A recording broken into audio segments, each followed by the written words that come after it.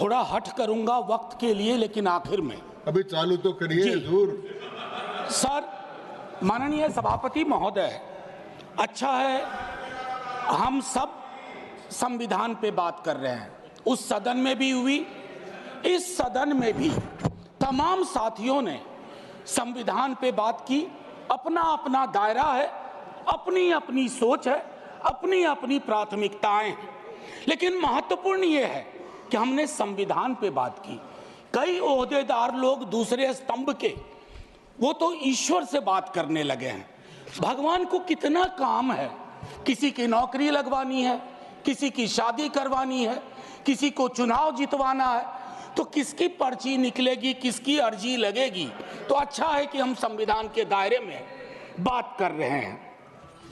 माननीय सभापति महोदय, नेहरू जी पर बहुत चर्चा होती है जब से इस संसद में आया हूं, और मैं इस नई सरकार के बाद ही सदन में आया हूं। बचपन में सोचा करता था पार्लियामेंट पहुंचूंगा, लेकिन आज एक कन्फेशन करता हूं, हमेशा अपने को विपक्ष में देखता था, तो विपक्ष में ही हूं।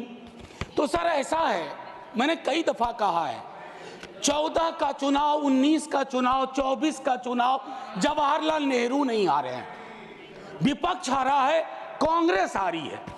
100 साल आप चुनाव जीतेंगे, लेकिन नेहरू को फिर भी वहां खड़ा पाएंगे, क्योंकि अथॉरिटेरियनिज्म के खिलाफ, पार्लियामेंट्री डेमोक्रेसी के प्रतीक हैं नेहरू। वो ढाल हैं, वो रक्षा कवच हैं।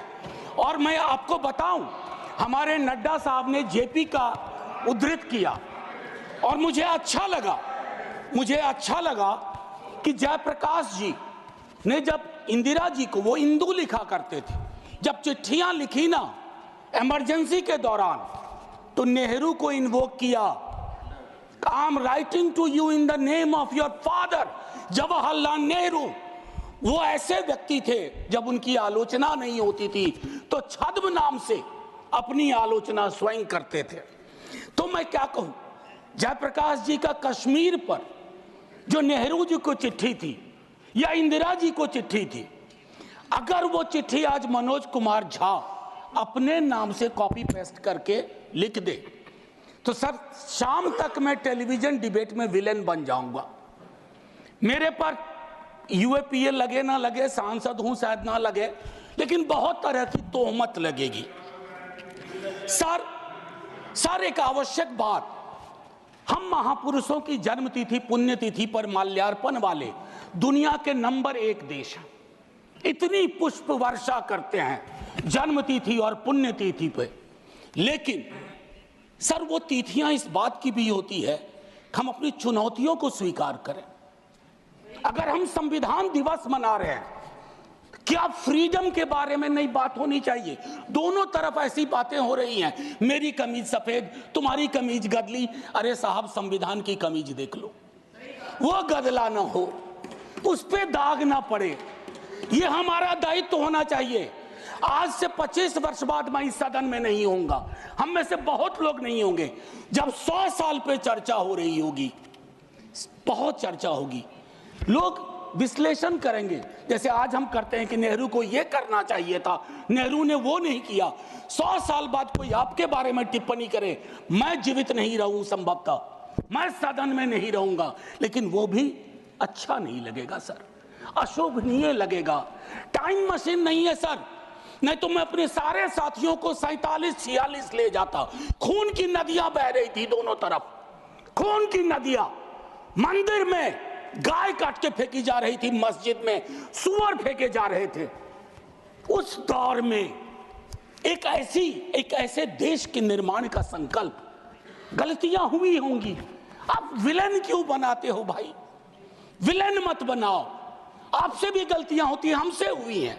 मैं सिर्फ इतना कहता हूं माननीय उपसभापति महोदय, कि जब हम तबसरा करते हैं इस तरह के नेताओं पे, तो हम भूल जाते हैं 47 में इस देश की क्या हालत है। सर आपने घर बनाया हो, मैंने नहीं बनाया अभी तक, मेरे पिता ने बनाया।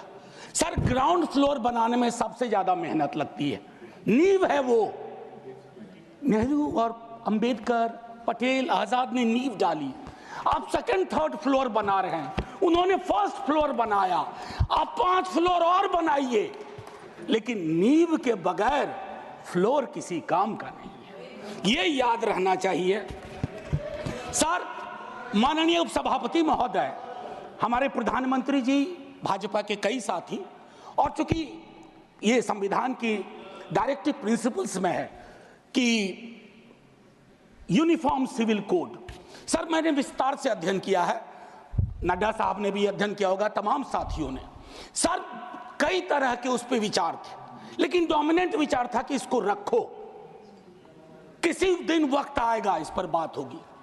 सर 44 आर्टिकल जो कि ड्राफ्ट में 35 था, उससे पूर्व आर्टिकल 39 क्लॉज सी है sir, about concentration of wealth.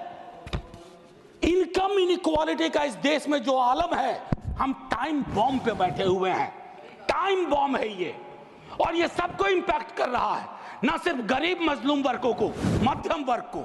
अभी हालिया रिपोर्ट आई कि प्रॉफिट मेकिंग कंपनीज, लेकिन उनकी प्रॉफिट का एम्प्लॉय के सैलरी में कोई रिफ्लेक्शन नहीं है सर। रिलेटिव डिप्रीवेशन का जन्म हो रहा है।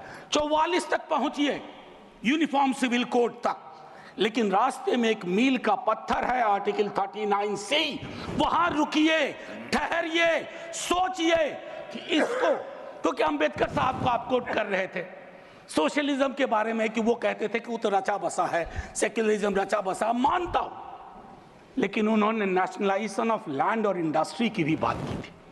मैं उसकी पैरोकारी आज के दौर में नहीं कर रहा हूं, लेकिन ये जरूर कहूंगा कि प्राइवेट प्लेयर्स ऐसे ना हो जाएं कि एक को चादर से ढकने के चक्कर में पूरा देश नग्न सच्चाई से रूबरू होता रहे, ये नहीं होना चाहिए।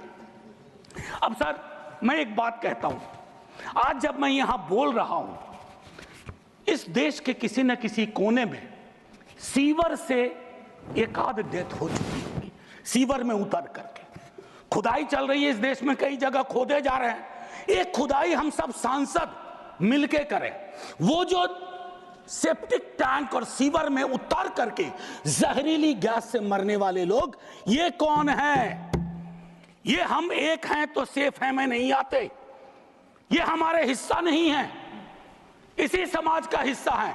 हाँ, ये अव्वल बात है कि हमारी जातिगत सीढ़ी नुमा पदानुक्रम में वो नीचे आते हैं, तो उनके उन पर गौर थोड़ा हम कम करते हैं, ये नहीं होना चाहिए। और मैं समझता हूं कि फ्रीडम की जब बात हो तो हम मूल्यांकन करें। फ्रीडम में हाइफन नहीं होता है, फ्री के बाद डॉम नहीं, जैसे जॉर्ज ऑरवेल की किताब में था, all animals are equal but some animals are more equal than others. इस देश में नाम और सरनेम से भी चीजें तय होती हैं। खालिद नाम है, जेल में रहोगे, सुनवाई नहीं होगी। हैदर नाम है, मीरान हैदर, नहीं सुनवाई होगी। इमाम नाम है, सरजिल इमाम, नहीं होगा। गुलफिशा होगी, नहीं होगा। तो ये सारी चीज, एक मिनट आप, मैं मेरा टाइम पॉज कर दीजिए, मेरा टाइम पॉज कर दीजिए, मेरा टाइम पॉज कर दीजिए। मैम चेयरपर्सन, मेरा टाइम पॉज कर दीजिए। मैम मैं सिर्फ इतना कहना चाहता हूं, अभी यहां बोल रहा हूं, मूलवासी बचाओ संघ मंच है छत्तीसगढ़ में, अनलॉफुल बना देते हैं आप। अरे कोई तो तौर तरीका हो, किसान विरोध करे, देशद्रोही है, विद्यार्थी विरोध करें नौकरी के लिए, नौकरी मांग रहे हैं आपसे, और कुछ तो नौकरी भी नहीं मांग रहे हैं, परीक्षा समय पर कराने की मांग कर रहे हैं। आप कह रहे हो अराजक हैं, नक्सल हैं। ये जो शब्दावली लेकर के, विशेषण लेकर के आप घूमते हैं, इससे थोड़ा बाज आइए। मैं कह रहा हूं ये टेम्पटेशन होता है जब बहुत बड़ी सत्ता होती है, 15वें वर्ष में, 11वें वर्ष में प्रवेश करते हैं, लेकिन उस टेम्पटेशन को रोकना मैच्योरिटी है, परिपक्वता, परिपक्व लीडरशिप की बात होती है। वैकल्पिक विकास की कोई मांग आपसे करेगा तो आप कहोगे नक्सली है।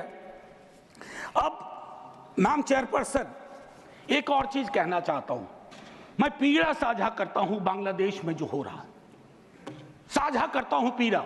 71 के बारे में पढ़ा था, अभी देख रहा हूं, लेकिन मैम मैं महात्मा गांधी पर जाना चाहता हूं। नोआखली में जब देश आजादी का जश्न मना रहा था, महात्मा गांधी नोआखली में दर दर भटक रहे थे, restoration of peace and normality, वो दौर था। उन्होंने एक बात कही थी, आज का दक्षिण एशिया है जिससे पाकिस्तान और बांग्लादेश निकला है, हमें इस बात का स्मरण करना होगा कि हमारी भूमिका सबसे बड़ी है। हम बड़े भाई वाली शब्दावली का इस्तेमाल नहीं करेंगे। We are the largest and the oldest democracy. बाकी में डेमोक्रेसी कैजुअलिटी हुई है पाकिस्तान और बांग्लादेश में, संविधान तक नहीं आया। लेकिन हम अपनी अकलियत के साथ कैसा व्यवहार करते हैं, तो हम कह पाते बांग्लादेश को, learn from us, to Pakistan, learn from us, this is how we treat. लेकिन हमारा रिपोर्ट कार्ड अगर उसमें कमियां रहती है, मैं Sit down. Sit down. Sit down. Ma'am, chairperson, my time should be paused. Down. My time should be paused.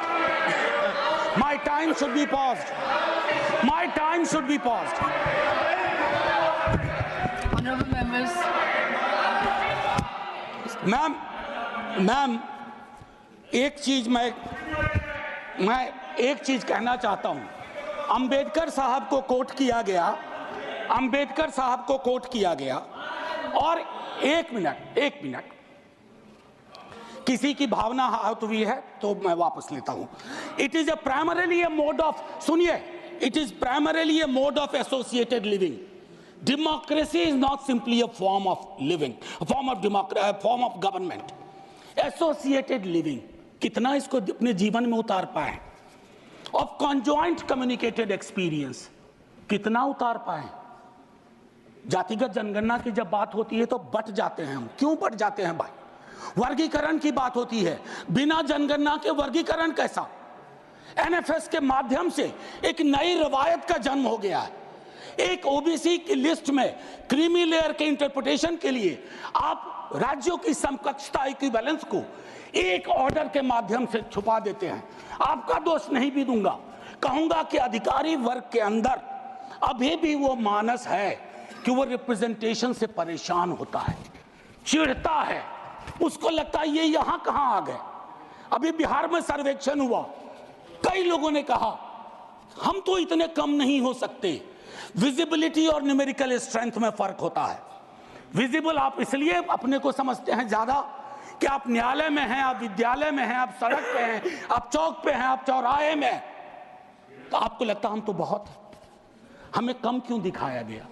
उसके इस रिश्ते को हम सबको समझना होगा। मैम चेयरपर्सन, और जो मैंने कहा conjoint experience and associated living, together with that I take you for a minute to what Jawaharlal ji said in the beginning of objective resolution. उन्होंने कहा, और मैं हिंदी में तर्जुमा करता हूं, कि आज जब मैं यहां खड़ा हूं तो 5000 साल का अतीत मेरे सामने खड़ा है। मैं अभिभूत भी हूं, लेकिन मेरी चिंताएं भी हैं। इन चिंताओं और अभिभूत होने के बीच किस तरह के राष्ट्र का हम निर्माण करेंगे इस संविधान सभा के माध्यम से, मैं इस चुनौती को स्वीकार करता हूं अपने साथियों के साथ। और देन ही mentioned oath of tennis court.